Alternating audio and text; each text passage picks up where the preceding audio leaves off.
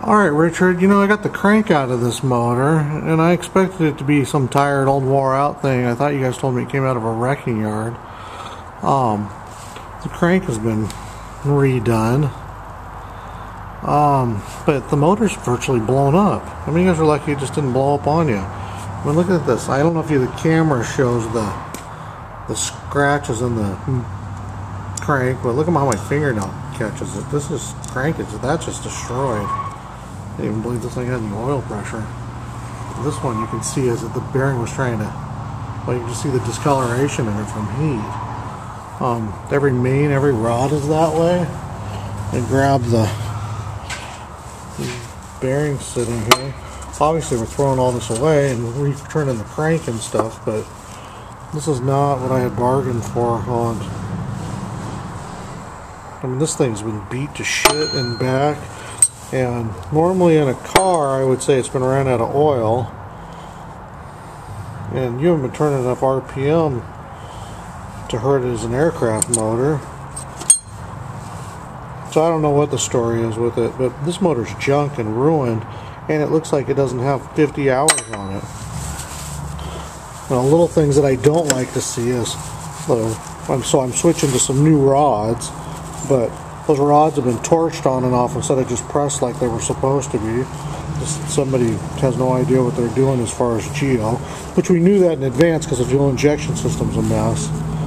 But you can see how that was heated up so they could push it on and off, and technically we don't really do it on that way on this particular motor. We just push it through and push the new one back in without heat, because once you heat it, well, it just changes the metal. I mean, everything else, I don't know, I'm just fairly disappointed in what I'm seeing. I expected it to be in better shape than this. That's just a brand new motor put together poorly or abused, and I don't know, that looks like something went through the motor, like something was in the motor oil. I mean, these bearings match the crankshaft perfectly. They're just wiped out, and either it turned 1 trillion RPM at some point,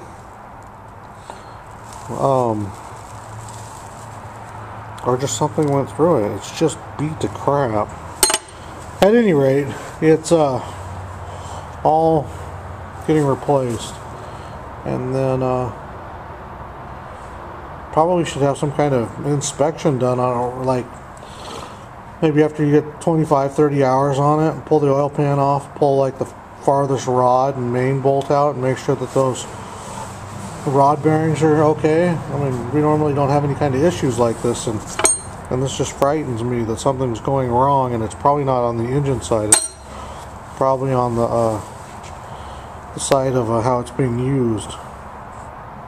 I don't want to try to keep this video short. I'm just going to throw it up on YouTube, and I'll send you an email link to it.